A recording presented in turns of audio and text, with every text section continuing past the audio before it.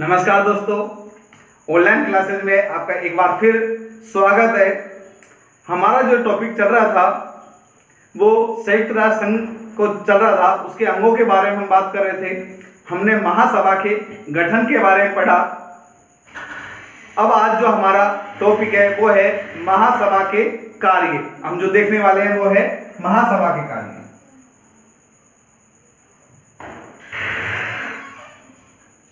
महासभा के कार्य, हम इसका गठन देख चुके थे, किस तरह महासभा का गठन होता है।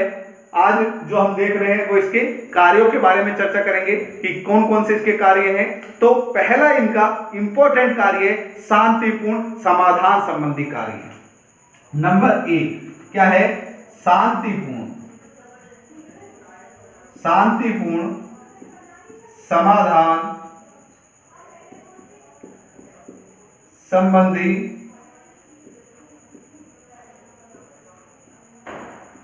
कार्य। देखिए, शांतिपूर्ण समाधान संबंधी कार्य, ये राष्ट्रों के मध्य जितने भी इसके सदस्य राष्ट्र हैं उनके मध्य किसी भी कोई समस्या होती है तो उसका शांतिपूर्ण समाधान निकालने के लिए ये कार्य करती है। चाहे किसी भी तरीके के मामले हो, चाहे राष्ट्रों के मध्य कोई नुकसान पहुंचाने वाले मामले हो, जिसे राष्ट्र की शांति को खतरा हो, सुरक्षा को खतरा हो, उनको ये शांतिपूर्ण समाधान के लिए कार्य उनके लिए करती है। सुरक्षा परिषद में उस मामले को लेके जाती है, उस पर बहस करती है तथा उसके बारे में निर्णय लेने में भी सुविधा प्रदान करती है। निर्णय इनके द्वारा लिए जाते हैं। तो एक इंपॉर्टेंट कार्य है शांतिपूर्ण समाधान संबंधी कार्य। इसके अलावा शांतिपूर्ण समाधान के अलावा सुरक्षा संबंधी कार्य भी इनका इंपॉर्टेंट है। हम दूसरा कार्य लिख सकते हैं शांति व सुरक्षा संबंधी कार्य। सुरक्षा संबंधी कार्य। अब देखिए, इसके अंदर क्या है? समाधान तो करती है, लेकिन शांति की स्थापना करती है। एक तो सभी जगह, सभी राष्ट्रों में क्या करेगी? इसमें हम लिख सकते हैं शांति की स्थापना करना। शांति की स्थापना करना, इसके लिए इसे चाहे किसी तरीके की कार्रवाई कर सके, चाहे इन्हें वार्ता के द्वारा, पत्र के द्वारा, पत्र व्यवहार का, चाहे आर्थिक प्रतिबंधों के द्वारा, चाहे सैनिक कार्रवाई के द्वारा क्या करेगी? शांति की स्थापना करेगी। कहीं भी किसी तरह की कोई समस्या नहीं आने देगी और सुरक्षा परिषद का ध्यान आकृष्ट करेगी। दूसरा कारण क्या है इसका? सुरक्षा परिषद का ध्यान आकृष्ट करेगी। सुरक्षा परिषद का ध्यान आकृष्ट करेगी। जो भी समस्या है उसके बारे में किसको? सुरक्षा परिषद का ध्यान आकृष्ट करेगी और उन पर वार्ता, पत्र, आर्थिक प्रतिबंध और सैनिक कार्रवाई जैसी कार्रवाई कराकर किसकी स्थापना करेगी? शांति और सुरक्षा संबंधी कार्य करेगी। क्योंकि जो भी ये कार्य किए जाते हैं ये सुरक्षा परिषद के द्वारा किए जाते हैं। वार्ता द्वारा, पत्र व्यवहार द्वारा, आर्थिक प्रतिबंध जो किसके द्वारा लगाएंगे? सुरक्षा परिषद के द्वारा लगाए जाते हैं। लेकिन इसके लिए ध्यान आकृष्ट कौन करती है? महासभा ही इस बात को पहल करती है, उनके सामने रखती है। इसके अलावा निशस्त्रीकरण का जो कार्य है वो भी इसके द्वारा किया जाता है। हम बात कर सकते हैं निशस्त्रीकरण। निशस्त्रीकरण का मतलब क्या है? 130 निशस्त्रीकरण व अंतरराष्ट्रीय सुरक्षा।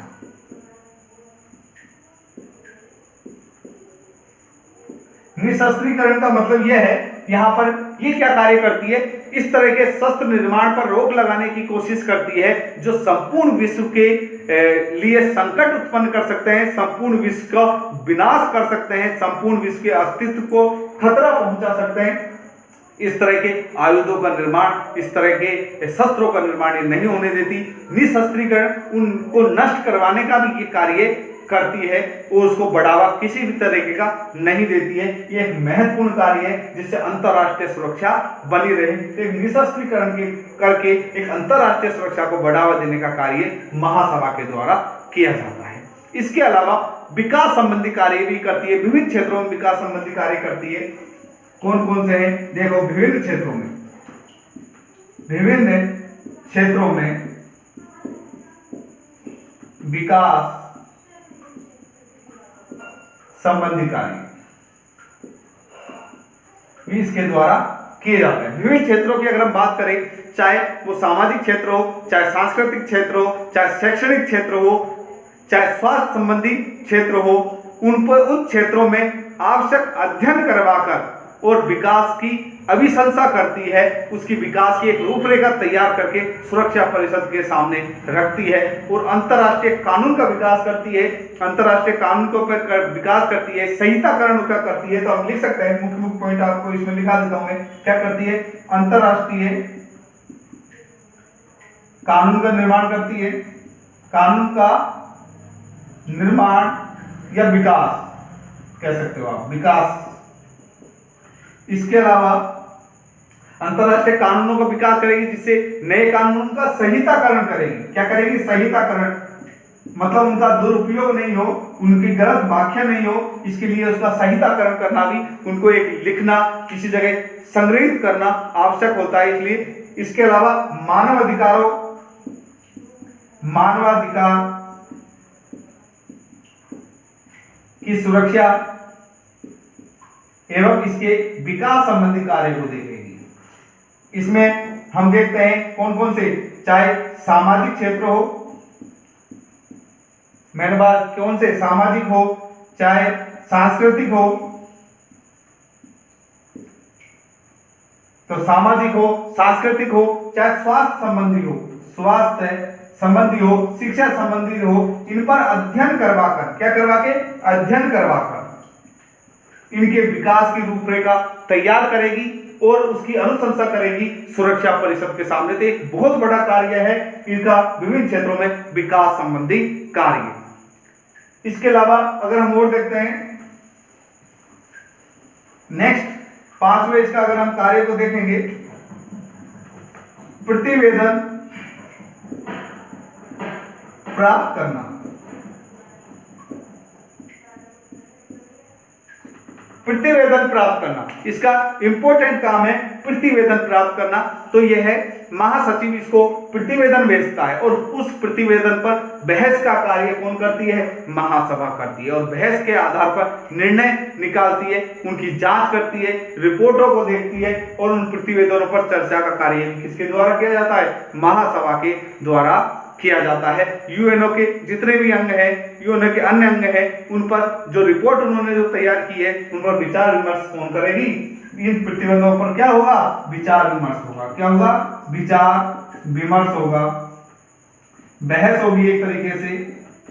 इन प्रतिवेदनों के आधार पर अपने कार्य की समीक्षा भी इनके द्वारा की जाती है। तो एक इंपॉर्टेंट काम है प्रतिवेदनों को प्राप्त करना और रिपोर्टों के आधार पर बहस करना और निर्णय लेना। इसके अलावा ये न्यास समझौते, जो भी समझौते हो रहे हैं, कौन से, न्यास समझौते, हम कह सकते हैं न्यास समझौते, संधि, जितने भी न्यास समझौते हैं, संधियां हैं, है ना, उनके अनुपालन की, वो उनका अनुपालन हो रहा है या नहीं हो रहा, अनुपालन की निगरानी रखना या देखना, उनका अनुपालन हो रहा है या नहीं हो रहा, उनका निरीक्षण का कार्य भी ये करती है। तो यहाँ पर ये भी कार्य इसका एक इंपॉर्टेंट कार्य है, जिसमें ये न्यास समझौते संधि का अनुपालन की निगरानी रखती है। तो ये आपके 6 कार्य हो गए महासभा के। अन्य भी कार्य हैं, उनको देखेंगे, आप इसका स्क्रीनशॉट ले सकते हो।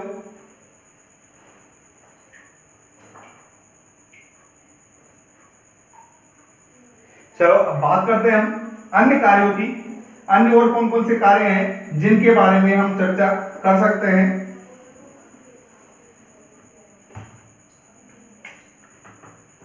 देखिए, इनके अन्य कार्यों में वित्तीय कार्य आते हैं। यूएनओ का बजट ये स्वीकार करती है, उस बजट पर चर्चा ये करती है। तो वित्तीय कार्यों में क्या है, यूएनओ का बजट, यूएनओ संयुक्त राष्ट्र संघ का जो बजट है वो ये देखती है ना, बजट का कार्य ये देखती है उनका। इसके अलावा उसका स्वीकार करती है उस बजट को, और सदस्य राष्ट्रों के जो अंशदान है किसका? सदस्य राष्ट्रों का। सदस्य राष्ट्रों के द्वारा जो पूंजी यूएनओ को दी जाती है उनको भी, उनका भी अंशदान का जो है और उसका प्रबंधन भी ये करती है। प्रबंधन संबंधी जो कार्य है, अंशदान संबंधी कार्य, वो वित्तीय कार्य, वो भी महासभा के इंपॉर्टेंट कार्यों में आते हैं। इसके अलावा निरीक्षण संबंधी कार्य करती है, जो ये पांचों अंग होते हैं उनका निरीक्षण संबंधी कार्य भी इसके द्वारा किए जाते हैं। तो नेक्स्ट हम कह सकते हैं वित्तीय कार्यों के बाद निरीक्षण संबंधी कार्य। निरीक्षण संबंधी कार्य, तो इसके जो 5 अंग हैं, अंगों का निरीक्षण करती है। क्या करती है? निरीक्षण कार्य करती है, उनकी देख रेख, उनकी कार्रवाइयों पर ध्यान रखती है, उन पर अगर जरूरत पड़ने पर नियंत्रण स्थापित करने की कोशिश करती है, नियंत्रण भी करती है जरूरत पड़ने पर, आवश्यक होने पर क्या करेगी? उनका निरीक्षण तो करेगी, उन अंगों का के कार्रवाइयों का, उनके कार्यों का निरीक्षण तो करेगी, उनका नियमन करेगी, उनके नियम भी बनाएगी। क्या बनाएगी? नियमन भी करेगी, और नियम अनुरूप जो कोई बात हो, अगर कोई समस्या आती है तो उन पर नियंत्रण स्थापित करने का भी कार्य करती है। उनके वार्षिक कार्यों को वो देखती है, उनके वार्षिक कार्यों का प्रतिवेदन वो प्राप्त करके उन वार्षिक कार्यों की रूपरेखा को भी वो देखती है। तो निरीक्षण संबंधी ये कार्य इनके इंपॉर्टेंट है। तो हमने वित्तीय कार्य देखे और निरीक्षण संबंधी इनके कार्य को भी हमने देखा है। तो यूएनओ के कार्य, बहुत सारे कार्य हैं यूएनओ के पास। संवैधानिक कार्य है, इससे संदर्भ में संवैधानिक चार्टर में संशोधन कर सकती है, चार्टर में नई चीजों को जोड़ सकती है। तो ये कार्य संवैधानिक कार्यों में आते हैं। संवैधानिक कार्य जिसमें चार्टर, जो यूएनओ का चार्टर है, किसका? यूएनओ का, उसमें संशोधन संबंधी कार्य है। संशोधन संबंधी कार्य भी इसके द्वारा किए जाते हैं। हाँ, इस संशोधन में हम ये जानते हैं कि जो स्थायी देश हैं, जो सुरक्षा परिषद में सदस्य हैं, उनकी सहमति आवश्यक होती है। ये इंपॉर्टेंट है, लेकिन ये चार्टर में संशोधन कर सकती है। इसके अलावा इंपॉर्टेंट कार्य इनके, ये देख लीजिए, ये मिटा देता हूं। अब नियुक्ति संबंधी कार्य, किन किन चीजों लोगों की नियुक्ति करती है वो भी देख लेते हैं। एक बहुत बड़े कार्य है इनके नियुक्ति संबंधी कार्य, उन पर भी हम चर्चा कर लेते हैं। नियुक्ति संबंधी कार्य, अब देखिए किस किस की नियुक्ति करती है। पहली बात, महासचिव। महासचिव की ये नियुक्ति करती है, लेकिन इस महासचिव की नियुक्ति में हम ये जानते हैं कि किसका सहयोग आवश्यक है? सुरक्षा परिषद की सिफारिश पर यह महासचिव की नियुक्ति करती है, जिसमें सुरक्षा परिषद के 5 सदस्यों का, किसका? जो 5 वो स्थायी सदस्य है, उनका अनुमोदन होना अनिवार्य है। इस आधार पर ये महासचिव की नियुक्ति का कार्य भी करती है। इसके अलावा नवीन देशों को यूएनओ में शामिल करना,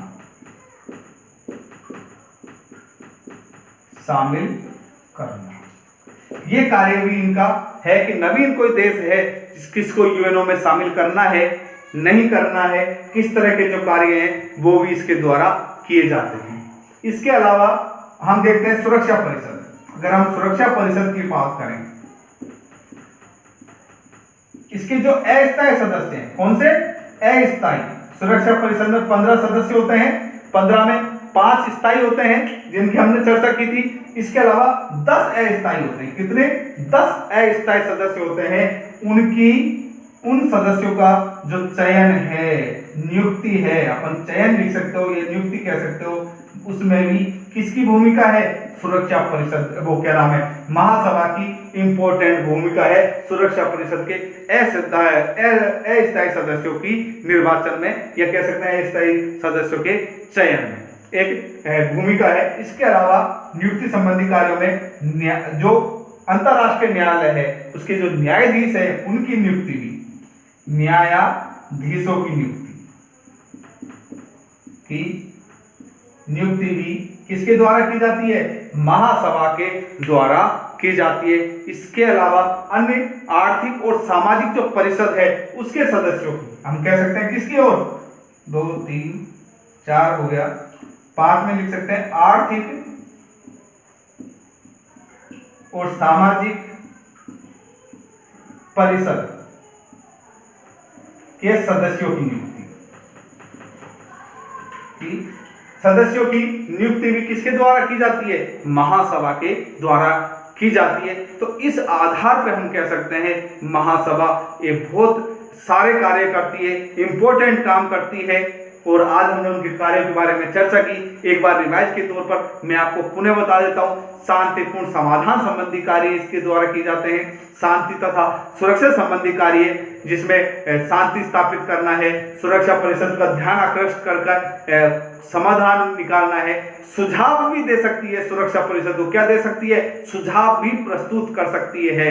इसके अलावा ये निशस्त्रीकरण का कार्य करती है जिससे अंतरराष्ट्रीय शांति और सुरक्षा पर कोई खतरा नहीं आए, वो सुरक्षा बनी रहे। इसके अलावा विकासात्मक कार्य भी इसके द्वारा किए जाते हैं। विकासात्मक कार्यों में अंतरराष्ट्रीय कानूनों का विकास करती है, उनका संहिताकरण करवाती है। इसके अलावा हम कह सकते हैं कि सामाजिक है, सांस्कृतिक है, स्वास्थ्य संबंधी है। इन क्षेत्रों में अध्ययन करवाकर जो आवश्यक अनुशंसाएं हैं वो ये सुरक्षा परिषद के सामने रखती है।